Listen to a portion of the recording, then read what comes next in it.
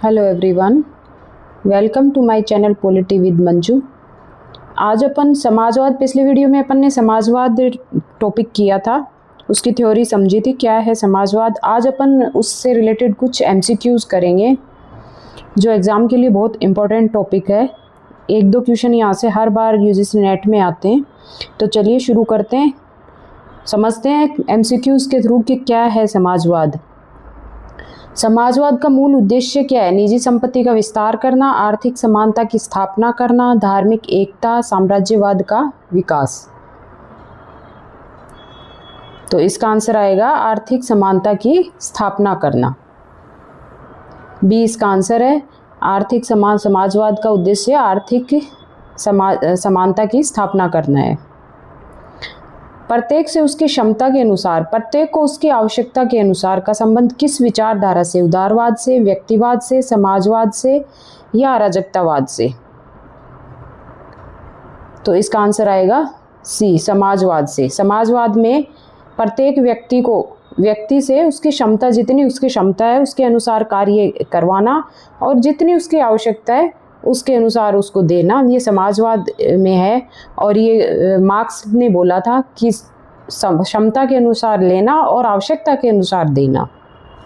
समाजवाद उस टोपी के समान है जिसका आकार अत्यधिक उपयोग से बिगड़ गया है। ये कथन किसका है? लास्की का, CM जोड का, मार्क्स का, लेनिन का?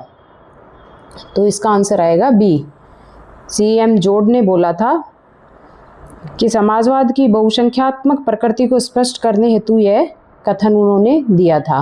कि मतलब उन्होंने बोला था कि समाजवाद के अनेक रूप हो गए हैं, अनेक विचार लोगों के हो गए हैं समाजवादियों के, जिससे ये कुछ ज़्यादा उपयोग के कारण ये एक तरह से उस समाजवाद उस टोपी के समान है जिसका आकार अत्यधिक उपयोग से बिगड़ गया है, ये उन्होंने बोला है। निम्न में से कौन सा समाजवाद का मूल तत्व नहीं है? सहयोग, समानता, निजी एकाधिकार, सामूहिक स्वामित्व है? तो इसका आंसर आएगा सी। समाजवाद है वो निजी एकाधिकार का विरोध करता है और वो कहता है कि जो भी संसाधन है, जो भी संपत्ति है वो पूरे समाज की होनी चाहिए और उसका उपयोग पूरे समाज के द्वारा होना चाहिए। व्यक्तिगत संपत्ति का ये समाजवादी विरोधी हैं। वो व्यक्ति को इम्पोर्टेंट नहीं, वो समाज को ज़्यादा इम्पोर्टेंस देते हैं। वो कहते हैं कि व्यक्ति समाज का ही हिस्सा है। काल्पनिक समाजवाद का प्रमुख विचारक कौन था? लेनिन, स्टालिन, रॉबर्ट ओवन और माओ? तो इसका आंसर आएगा सी, रॉबर्ट ओवन प्रारंभिक काल्पनिक जो समाजवाद है उसके विचारक हैं। जो शुरू में जो समाजवाद आया उसको जो बाद में समाजवाद के रूप आए उन्होंने काल्पनिक यूटोपियन समाजवाद बोला था। तो ये इसके समर्थक हैं रॉबर्ट ओवन। फेलिंस्की की अवधारणा किसने प्रस्तुत की? चार्ल्स फूरिये ने, सेंट साइमन ने, मार्क्स ने, बर्नस्टीन ने? तो इसका आंसर आएगा ए, चार्ल्स फूरिये ने। इन्होंने आदर्श समुदाय फेलिक्स की अवधारणा दी थी। फेलिक्स यानी आदर्श समुदाय। तो ये याद रखिएगा, कई बार ये भी पूछ लेते हैं कि आदर्श समुदाय की अवधारणा किसने दी थी? तो ये चार्ल्स फूरिये ने दी थी। ब्रिटिश समाजवाद का जनक किसे माना जाता है? GDH कोल को, रॉबर्ट ओवन को, वेब दंपति को या लॉस्की को? तो इसका आंसर आएगा रॉबर्ट ओवन। इन्हें ब्रिटिश समाजवाद का जनक माना जाता है, रॉबर्ट ओवन को। फैबियन समाजवाद का संबंध किस देश से है? रूस से, जर्मनी से, फ्रांस से, ब्रिटेन से?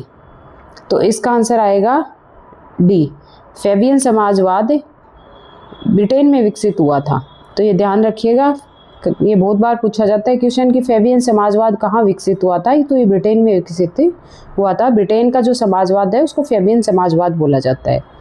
फैबियन समाजवाद किस प्रकार के परिवर्तन का समर्थन करता है? हिंसात्मक क्रांति का, सैन्य शासन का, कर्मिक सुधार का या तानाशाही का? तो इसका आंसर आएगा सी। फैबियन जो समाजवादी हैं वो अचानक क्रांति के खिलाफ हैं कि एकदम से क्रांति करके सब परिवर्तित कर दिया जाए। वो कहते हैं कि नहीं, सब कुछ परिवर्तन होना चाहिए पर कर्मिक होना चाहिए, धीरे धीरे होना चाहिए, ये उनका कहना है। समाजवाद शांतिपूर्ण और संवैधानिक साधनों से स्थापित हो सकता है, ये विचार किसका है? मार्क्स का, लेनिन का, बर्नस्टीन का और ट्रोट्स्की का? तो इसका आंसर आएगा सी, उन्होंने बोला है कि क्रांति के स्थान पे संवैधानिक मार्ग का समर्थन किया जाना चाहिए।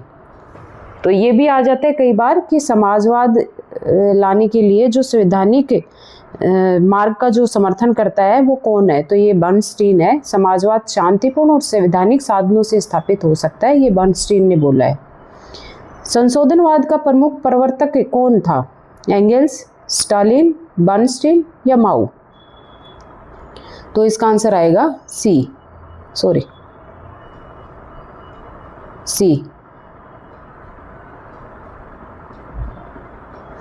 संशोधनवाद के प्रमुख विचारक थे बर्नस्टीन, एडमंड बर्नस्टीन थे।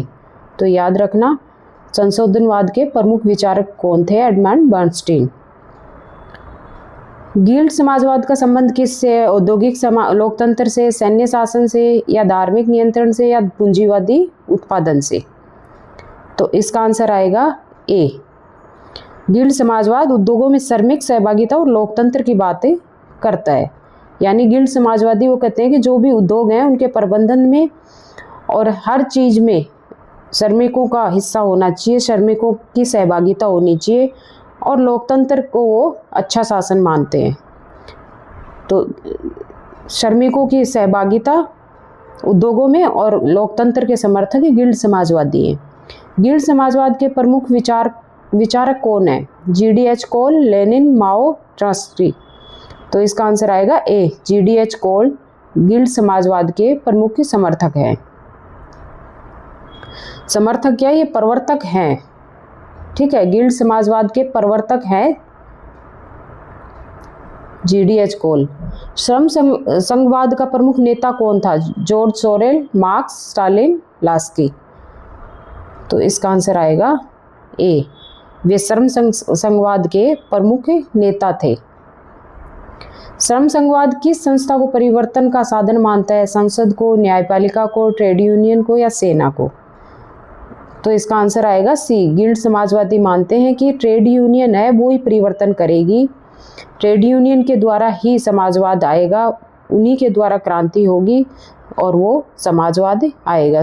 क्रांति क्या होगी, वो मतलब एक तरह से विरोध करके पूंजीवाद का और समाजवाद लाया जाएगा, लेकिन उसके लिए गिल्ड समाजवाद है, ट्रेड यूनियन है, वो ये कोशिश करेगी और उसी से समाजवाद आएगा।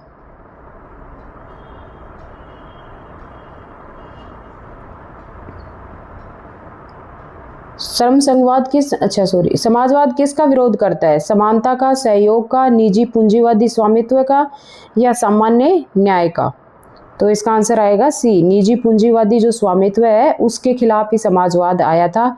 औद्योगिक क्रांति के बाद पूंजीपतियों के सारी संपत्ति एक जगह केंद्रित हो गई थी, उद्योगपतियों पूंजीपतियों से के पास, और श्रमिकों का शोषण किया जा रहा था। तो इसके खिलाफ ही निजी पूंजी के खिलाफ समाजवाद आया था।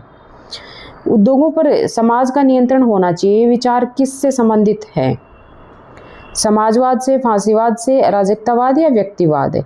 तो इसका आंसर आएगा ए, समाजवाद। समाजवादी कहते हैं कि समाज का उद्योग है उन पे पूरे समाज का नियंत्रण होना चाहिए, ठीक है। अराजकतावादी, फांसीवादी और व्यक्तिवादी ये नहीं चाहते। समाजवादी चाहते हैं कि जो भी उद्योग हैं और पूंजी है उस पर पूरे समाज का नियंत्रण होना चाहिए, ना कि किसी विशेष व्यक्ति का। निम्न में से कौन लोकतांत्रिक समाजवाद की विशेषता है, एक दलीय शासन, क्रांति, संसदीय लोकतंत्र या सर्वहारा अधिनायक तंत्र? तो इसका आंसर आएगा सी, संसदीय लोकतंत्र। जो लोकतांत्रिक समाजवाद है वो लोकतांत्रिक संस्थाओं को स्वीकार करता है। साम्यवाद और लोकतांत्रिक समाजवाद में प्रमुख अंतर क्या है, दोनों समान है। लोकतांत्रिक समाजवाद लोकतंत्र को स्वीकार करता है और साम्यवाद निजी संपत्ति स्वीकार करता है, दोनों पूंजीवाद का समर्थन करते हैं। तो इसका आंसर आएगा बी। साम्यवाद प्राय एक दलीय व्यवस्था से जुड़ा होता है माना जाता है और समाजवाद है वो लोकतंत्र को चाहता है। तो ये चीज़ ध्यान रखना, जो साम्यवाद है वो एक दलीय प्रभुत्व को ज़्यादा महत्व देता है और समाजवाद है वो लोकतंत्र को। समाजवाद का उदय मुख्यतः किसकी प्रतिक्रिया में हुआ, पुनर्जागरण, धार्मिक सुधार आंदोलन, औद्योगिक क्रांति और पूंजीवाद और राष्ट्रवाद? तो इसका आंसर आएगा सी, वैसे तो पुनर्जागरण और धार्मिक सुधार आंदोलन ये सब भी इसके लिए जिम्मेदार थे, राष्ट्रवाद सब, लेकिन ये औद्योगिक क्रांति और पूंजीवाद मेन इसके ये है। इनके औद्योगिक क्रांति के बाद ये पूंजीवाद के विरोध में और उद्योगपतियों के विरोध में ये समाजवाद की विचारधारा आई थी। औद्योगिक लोकतंत्र की अवधारणा किससे जुड़ी है? गिल्ड समाजवाद, अराजकतावाद, व्यक्तिवाद या उदारवाद? तो इसका आंसर आएगा ए। गिल्ड समाजवाद औद्योगिक लोकतंत्र पर आधारित है। तो औद्योगिक लोकतंत्र की अवधारणा गिल्ड समाजवाद में आई थी। निम्न में से कौन फैबियन समाजवादी था? बनोट्स, लेनिन, स्टालिन, ट्रॉट्स्की? तो इसका आंसर आएगा ए। बनोट्स जो है वो फैबियन समाजवादी विचारक है। समाजवाद आय की असमानता को समाप्त करने का सिद्धांत है। ये कथन किसका है? लॉस्की का, बनोट्स का, मार्क्स का, रूसो का? तो इसका आंसर आएगा बी।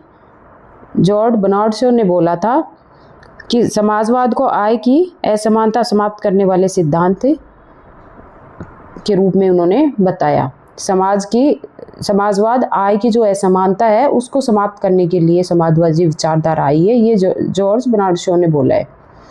समाजवाद में किसे प्राथमिकता दी जाती है? व्यक्तिगत लाभ को, सामूहिक हित को, धार्मिक हित को या पूंजी संचय को? तो इसका आंसर आएगा बी। समाजवाद में समुदाय और सामूहिक कल्याण को प्राथमिकता दी जाती है।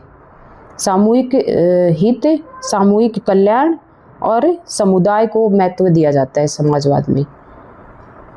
बाजारवाद समाजवाद का विकास मुख्यतः कब हुआ? बाजारवादी समाजवाद का विकास मुख्यतः कब हुआ?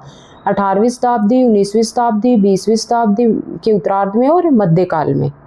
तो इसका आंसर आएगा सी। 20वीं शताब्दी में बाजारवादी समाजवाद का विकास हुआ था।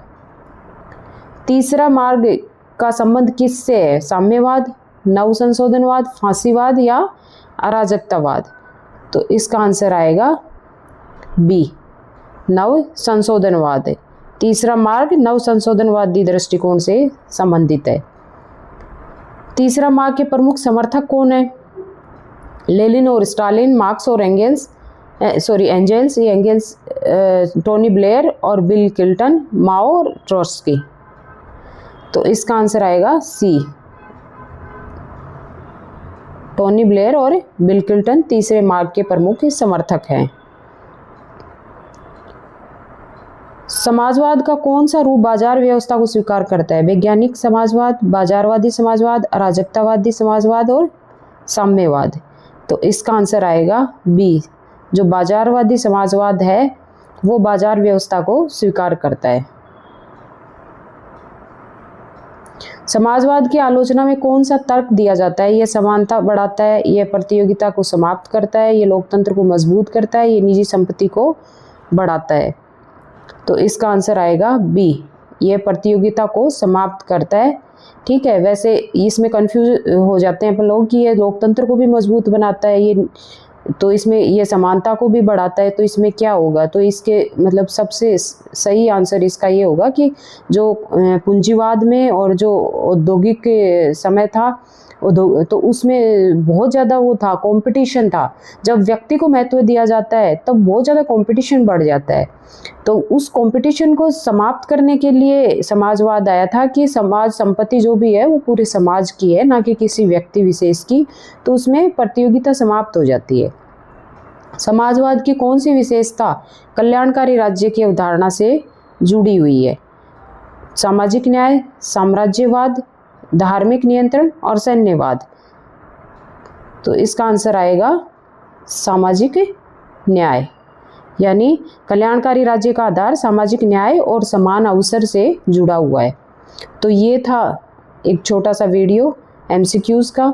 आई होप आप लोगों का समाजवाद बहुत अच्छे से क्लियर हो गया होगा। इससे पहले मैंने इसके थ्योरी करवाई थी इसकी, और अब ये क्वेश्चन आंसर करवाए हैं। तो यदि वीडियो पसंद आया तो please like, share and subscribe ज़रूर करिएगा। अगले वीडियो में अपन अगला टॉपिक करेंगे। Thank you.